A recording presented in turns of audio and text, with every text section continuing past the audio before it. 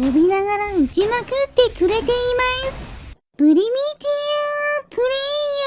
ヤーエールです。今回は戦闘機を作ってみようと思います。以前にも作りましたが、より強力な武器を搭載して移行しながらたくさんのものを破壊できるようにしたいので、うまくできたらチャンネル登録してもらえると嬉しいです。それでは作っていきましょう。まずは前回作ったこちらの47発発射できるオートマチック砲を搭載するために、重い重量にも耐えられる大型の飛行機を作りましょう。威力を稼ぐために大きな草の板が欲しいので、ゲームを最初から始めて大木を破壊した後、枯れ草を薄く切ってかなり大きな正方形の草の糸を切り出したら、設計図機能に登録した後、元のデータに戻ります。この大きな草の糸を8枚組み合わせたものを飛行機の翼兼床にしましょう。さらに四角い世界のデザインに合わせて、横側には1枚の草の糸を、上側には床と同じ8枚重ねた草の糸を組み合わせることで正方形の形にしました。この内部にプロペラや操縦席などの仕組みを作れば飛んでくれるはずです。まずはこんな感じでペアリングを挟んで別パーツ扱いにする構造の棒の上にオートマチック砲を搭載したら、木の板と棒を使った操縦席を取り付けました。それから地面を滑走するための4つのタイヤと前に進むための二重反転プロペラを取り付けました。さらに電気を流すための配線とスイッチ、バッテリー、点火に使う燃料と体当たり用のタングステンの刃を追加すれば、よし、とりあえず戦闘機ができました。早速乗り込んでスイッチを入れてみると、おっと、プロペラの回転が逆でした。そのまま浮かぶことなく後ずさってしまいます。気を取り直してプロペラの回転を逆にしたら、もう一度乗って動かしてみると、ダメですね。前の燃料が重すぎるのか、つんのめってしまいました。そこで燃料の形を変えてロケットエンジンの下側に飛び出さないように取り付けました。これならバランスが良くなって飛んでくれるんじゃないでしょうか。もう一度試してみると、ダメですね。結局前に転んでしまいました。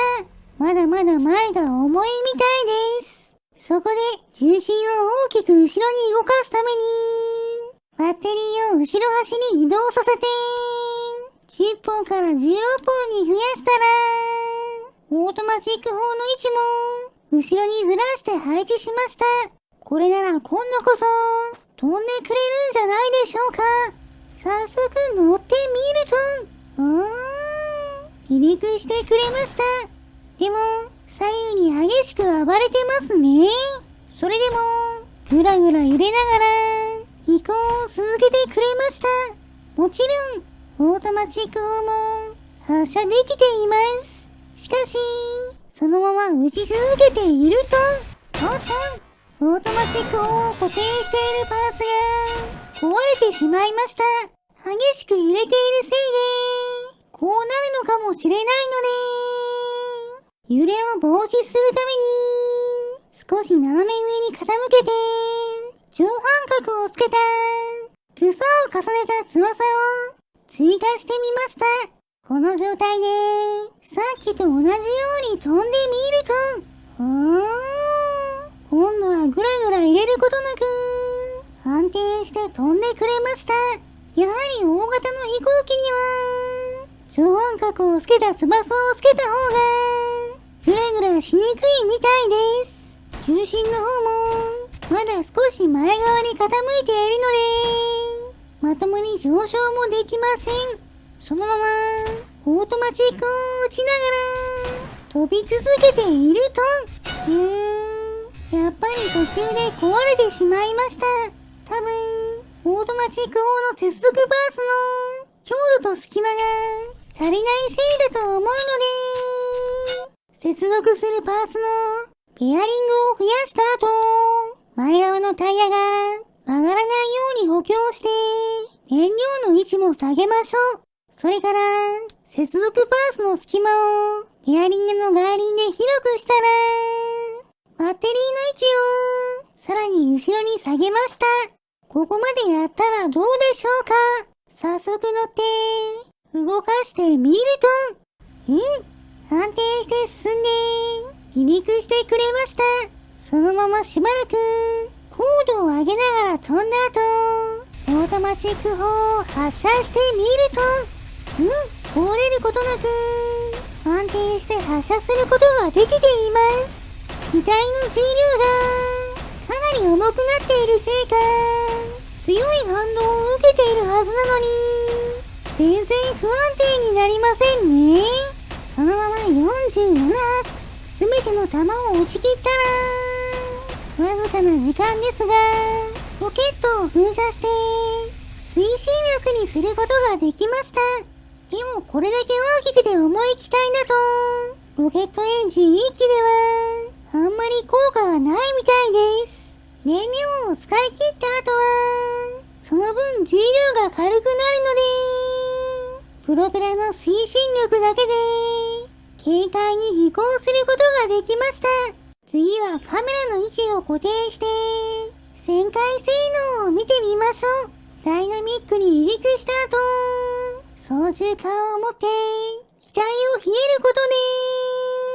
方向転換しようとしますが、機体の重量と大きさでなかなかスムーズにはいきません。それでもなんとか U ターンすることができたので、カメラの方に向かってオートマチックを打ちまくってみましょう。かなり接近してきてカメラを横切ると、飛びながら打ちまくってくれています。これだけ打っても壊れないのは、すぐに壊れていた今までの戦闘機とは全然違いますね。ちなみに私の視点だとこんな感じです。離陸した後の速度を測ってみると、向かい風の影響を受けているのか秒速5メートルくらいでした。私の走る速度と同じですね。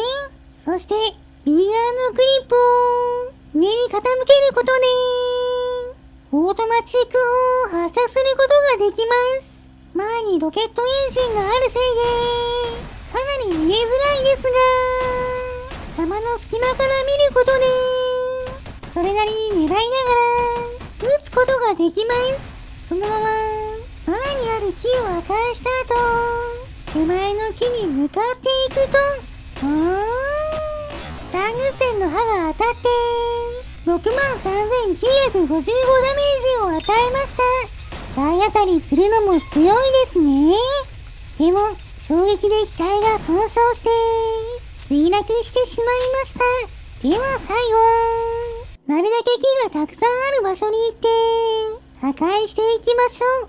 果たしてどれくらい木を破壊することができるんでしょうか。しばらく飛んだ後、前方の木を撃ち抜きました。でも破壊した木にぶつかって壊れてしまいます。やはり目の前を撃つのでこういうことが多いです。それでも何度もやり直しながらどんどん木を破壊していきます。環境破壊は楽しいです。途中で弾が止まらないようにシミュレーション距離を大にして遠くの木を狙うことでたくさんの木を破壊しやすくなりました。特に風に横に流されながら打ちまくることでかなり大量の木を破壊することができます。そのまま射撃を楽しみ続けて弾をすべて撃ち尽くしたのでこのくらいにしておきましょう。それではたくさんの木を破壊して、お腹も空いてきたので、スライムを捕まえてきて、燃やしてしまいましょう。燃えるものを集めてきて、火をつけます。いい感じに燃えていますね。よし、スライムも美味しそうに焼けたので、食べてしまいましょう。もちろん、今回頑張ってくれた戦闘機さんにもお裾分けしてあげます。はい、どうぞ。今回の動画はここまでです。面白かったと思ったら、チャンネル登録、高評価をしていただけると嬉しいです。リクエストなど、コメントもお待ちしていますね。それでは皆さん、まー